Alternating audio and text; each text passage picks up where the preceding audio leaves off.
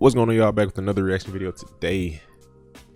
Another football video today from Pylon Sports. Another channel I just came across. Another football channel. They got why the NFL overlooked Jalen Hurts. So pretty sure they're talking about how he was passed up on in the draft, and just gonna maybe I guess address that and see what happened to the players drafted ahead of him. So it should be interesting. So let's get to it. I think this is Jalen's 4th year in the league.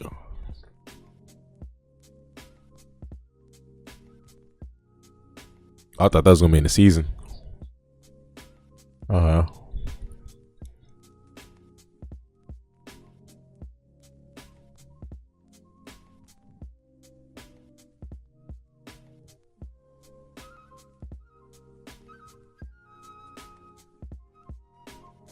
They similar in being mobile, but I feel like they're different styles.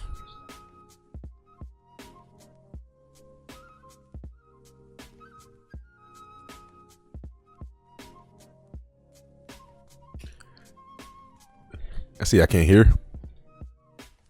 Run it back.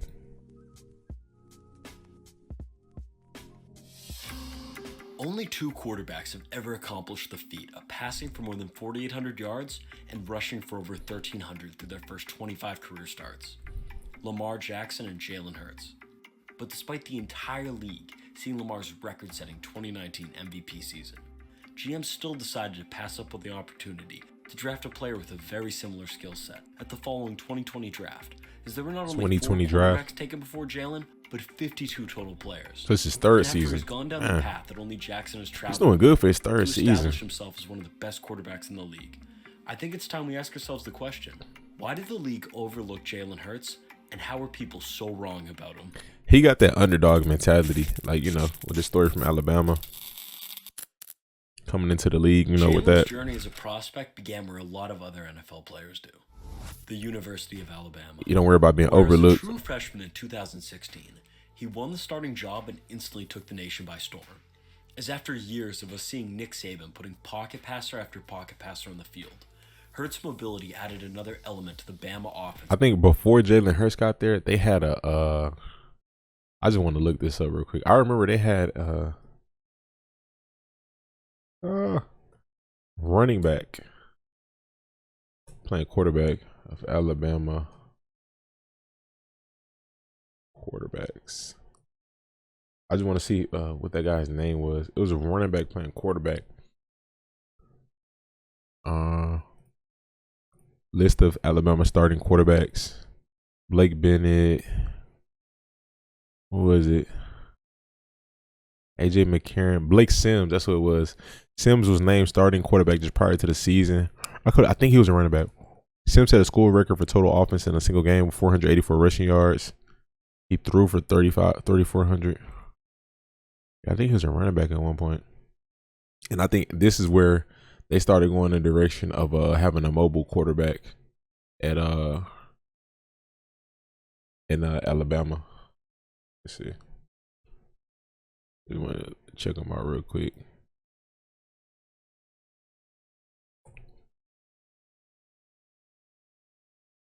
He was a backup quarterback for 3 years. Oh, so he was a quarterback. I thought he was a running back.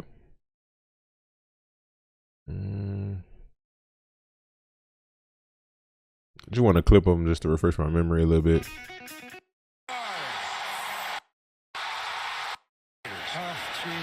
The big throw. In college, see the difference in the line. DeAndre side, that's a 4th catch for DeAndre White. That's all good. All right, let's get to it. That we hadn't seen before.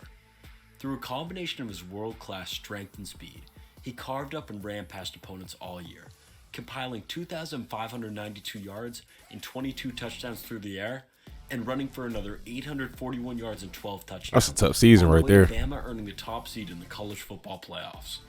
Unfortunately, though, the Crimson Tide season would end in heartbreak, as in the national championship game, Alabama lost in the waning moments to Clemson. Oh, Deshaun Watson. It wasn't all doom and gloom, though, as they now knew they had their quarterback for the future. Or so they thought. 2017 would start out a lot like 2016 for Jalen. Putting up similar numbers, He threw for 1,940 yards and 15 touchdowns, while rushing for 768 yards and 8 touchdowns, propelling Alabama back to the college football playoffs, where after avenging the previous year's defeat versus Clemson in the first round, Hurts had a chance to cement himself as an all-time great in the Natty against Georgia. But after a brutal start to the game, going 3 of 8 for 21 yards, the Crimson Tide found themselves in a 13-0 hole at half, leading to Nick Saban to make the decision that would change Jalen's career forever, benching him in favor of freshman Tua Tagovailoa. What should have been Jalen's greatest moment ended up being his worst, as Tua stepped in to lead Alabama to a furious comeback, scoring 20 points to tie the game up and send it to overtime, where he would end up throwing his 3rd touchdown of the game. Tua stepping back, loads up, looks long, throws, end zone, touchdown! Alabama! Devontae Smith! Tua had not only just won the national championship for the Tide, but also the starting job, as Jalen would never start another game for them. And after spending 2018 as a backup, he would officially transfer out of the school, due to the quarterback room being too crowded, with himself, Tua, and Mac Jones all there. And with 1 season left to establish himself before the NFL, he ultimately decided to spend it at Oklahoma. Jalen finally pieced it all together in 2019. Teaming up with Lincoln Riley, they built an entire offensive system tailored around his skill set, unlocking a part of his game that we hadn't seen before at Alabama, as his accuracy greatly improved. Is Lincoln Riley still the head coach at Oklahoma right now? First time, causing them to have to play back more, which allowed for him to dominate even more as a runner. This resulted in him having his best season yet through both the air and ground, throwing for 3,634 yards and 32 touchdowns, and running for 1,255 yards and 18 touchdowns. He was so good that he finished 2nd in voting for the Heisman, and would have won it if Joe Burrow hadn't had the greatest season ever. And after capping off his tumultuous college career on a high note, it was time for Jalen to declare for the 2020 NFL Draft. He was certainly a difficult prospect to evaluate. On one hand, he had lots of traits you want in a franchise quarterback: leadership qualities, no injury history, a strong arm, and incredible athleticism, including a 4.58 40-yard dash and a background as a powerlifter, allowing for him to not only scramble for long gains, but also to drive the pile on QB sneaks. On the flip side though, he certainly wasn't without his flaws, as there were major concerns over his pocket presence, as he would either flee too early to try and make a play with his legs, or stay too long, which led to him being frequently sacked. His decision-making ability was also questioned, as despite looking like an improved passer that final year at Oklahoma, he'd been prone to making stupid plays throughout college, which led to plenty of turnovers. These pros and cons made it tough for scouts to come to a clear consensus on what Jalen was as a player, with pro comparisons ranging all the way from Dak Prescott to Taysom Hill to even Tim Tebow. No one really had any idea as to what type of NFL quarterback they would be getting in him. And with no clear consensus on Jalen as a prospect, he's evolved pretty nicely. Forgotten man of the 2020 NFL. He's just him at this point. As after the elite prospects, including said Dak Prescott, I think I take Jalen over Dak. His skill set for sure, because I feel like he could throw. He's much more athletic, and then Taysom, better thrower than Taysom, but Taysom more. I think faster, tougher runner, but for sure he's a better quarterback. Joe Burrow, Justin Herbert, Tua Tagovailoa. Joe Burrow, Chase Young, Tua, Justin Herbert, Derek Brown, Isaiah Simmons, C.J. Henderson, Mekhi Becton, Henry Ruggs, Tristan Wirfs, Javon Kinlaw. This is a nice, and others. At least at the moment, it's looking like a nice draft. We'll see how it pans out in another 5 years from now, but it's a lot of starters right now. Jerry Jeudy, A.J. Terrell, C.D. Lamb. Came off the board. I don't know if Austin Jackson is starting. Damon Arnett. What happened to Damon Arnett? Is he still in the league? I remember he got cut by the Raiders. I didn't know he was drafted in the first round. He got cut. They cut a first round player. Crazy. Oh, could have been underrated. I know I skipped over his name. I didn't know how he's been doing lately, but that's good to hear. Clavon Chase son. I know he's been playing solid. Jacksonville been playing solid. In the top 10. Jalen Reagor, Justin Jefferson, Kenneth Murray, Cesar Ruiz. This is a nice class. It seems as Jordan Love, that was wild. Jordan Brooks, Patrick Queen. For a quarterback needy team to have done. This was tough. would have been to take him. But Jonathan Taylor, gosh, this was a tough draft. pick after pick, he was passed on for others. A lot of these players, Trevon Diggs, a lot of these players still got potential. To grow. Clavonte sound nice. Oh, he a backup? Oh, I gotta see him. His fall would continue until the second round. Isn't Arnett locked up? Finally, That's crazy. with He was the a first 53rd rounder. pick, he What was the selected heck? by the Philadelphia Eagles, which was met with mixed reactions to say the least.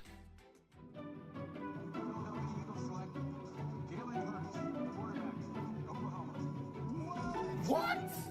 Jalen Hurts? Oh, people didn't like that? I know all about Jalen Hurts. Definitely a 4th or 5th round talent. Not a starting quarterback in this league. And hey, I mean, Did they pick him for somebody? I'm confused. Did they pick him for somebody? At the time, the selection made no sense. Why take a quarterback when you already have the best one in your franchise's history in the prime of his career? Especially with so many glaring holes throughout the roster. Well, Carson was getting injured a lot, right? The front office and coaching staff did little to calm fans' concerns. So I think it wasn't a bad pick because Carson. Doug Peterson explained it by saying they planned to use Jalen as a Taysom Hill type of player, which made even less sense. Why would you invest a second-round pick in a guy that you were planning to only use as a gadget player, especially when you could get someone like that much later in the draft? As the 2020 season kicked off, Philly used Jalen sparingly, with him only coming in on special packages to play that Taysom Hill role. That all changed in Week 13, though, when the 3-7-1 Eagles decided to bench struggling starter Carson Wentz. Say in the after second a round. Terrible first No, half I mean, against the Packers, second round they is could see tough, what they but had in their young. they probably pulled the trigger early because the Packers drafted Jordan Love in the first round. So, they're like, maybe we should be a little bit more aggressive. Packers definitely don't need a quarterback, and they just drafted one in the first. So, Raiders drafted Lynn Bowden. That same draft and cut him before the preseason. That's crazy. Lynn was nice too. Like, what happened? I know he played for the Dolphins for a little bit. I don't know if he's still with the Dolphins, but he was talented. I ain't gonna lie, talented player. He did Carson dirty. He had no weapons. John Hightower, I forgot about him. Wow, he just got drafted a few years ago too, right? That's wild. And he's still on the Eagles? Quarterback. Or nah? Jalen finally got a shot to do to Wentz what Tua had done to him, and he wasn't going to let this opportunity slip away. For the remaining 4 regular season games, he got the start for the Birds, making plays with both his arm and legs. The offense looked much better with him in a quarterback. But Deshaun. It in fact looked so much better that the front office decided to build around Jalen for the future, trading away their franchise's former savior Carson Wentz and firing Super Bowl winning head coach Doug Peterson in favor of bringing in a Doug doing decent right now. Jalen. Carson was playing decent too. And that new coach was Nick Sirianni, who came in and rebuilt the Eagles' offense from the ground up to fit his skill set. He flipped it from a pass-first system in 2020 to a run-first one in 2021, adding in lots of run-pass option plays and implementing the passing concepts Jalen had used at both Oklahoma and Alabama. It was the perfect system for him. They have Fulgham, Rager, Greg Ward, John Hightower. What happened to Travis Fulgham? He was. I ain't gonna lie. I used to see him make plays. Him and Greg Ward. Greg Ward used to make plays too. Big catches. Rager, he's solid. But like I said, with them two for sure, you see them make big plays. At the time, I thought it was like a decent receiving core. They had Djax that year. He was just in one of these highlights, so it might have been. After a rocky 2-5 start to the 2021 season, everything clicked and Jalen began to dominate, leading the team to finish with a 9-8 record in his first ever career playoff appearance. It was apparent that Jalen was on the come up. This offseason, the team traded for wide receiver A.J. Brown, adding to their already stacked offensive core of Devonta Smith, Dallas Goedert, and Miles Sanders. This addition has pushed the Eagles and Hurts over the edge into that elite category, as through 6 games this season, the Eagles are 6-0, and Jalen's been incredible. He's taken a step forward in almost every single traditional and advanced passing statistic. Dallas Goedert.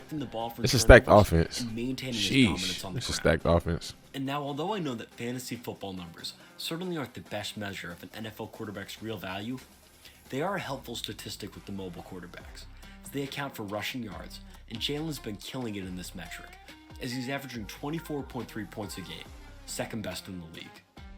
He's had the most unpredictable journey of any player. They gave him a good O From line, star to some good backup running to backs, back to and stardom. some From passed on to playmakers at praise, receiver, and one even elite booed receiver. by his own That's all you fans need as well. blessing them You with need his one playing. elite receiver with a nice No one is supporting better at cast. overcoming adversity like Jalen Hurts. Got him a.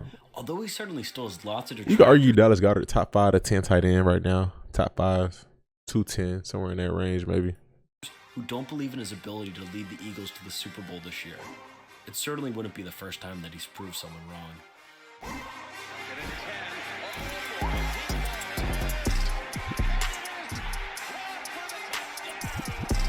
Yeah.